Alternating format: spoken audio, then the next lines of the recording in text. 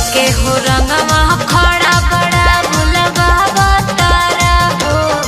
ए देवरू डाले खातिर, ए देवरू डाले खातिर रंगवा हमके बुलावा तारा हो। ए देवरू डाले खातिर रंगवा हमके बुलावा तारा हो।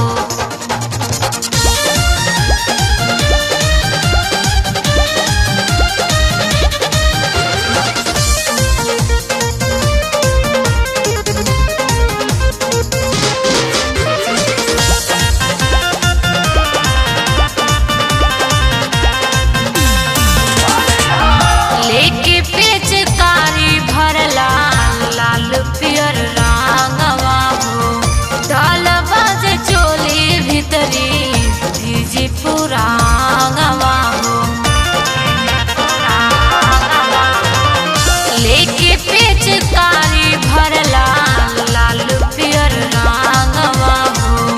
डालबा जे चोली भीतरी भीजी पुरांगवा हो। आइब न बहरा जाना तनी भुलवा तारा हो। आइब न बहरा जाना तनी भुलवा तारा हो।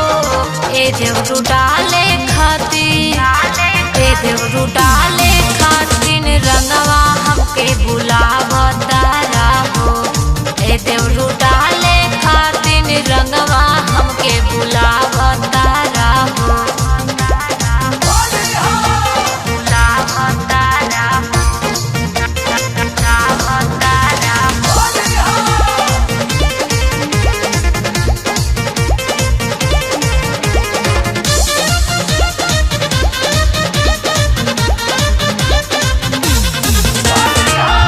दीपक देवरू पूरा देह भिज जाई।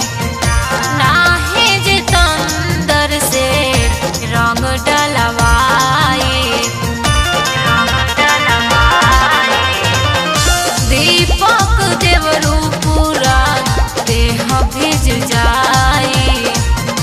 नाही जे तंदर से रंग डलवाई,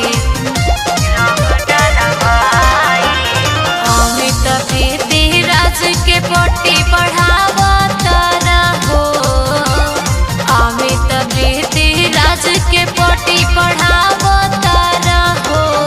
ए देवरू डाले खातिर, ए देवरू डाले खातिर रंगवा हमके बुलावा तारा हो। ए देवरू डाले खातिर रंगवा हमके बुला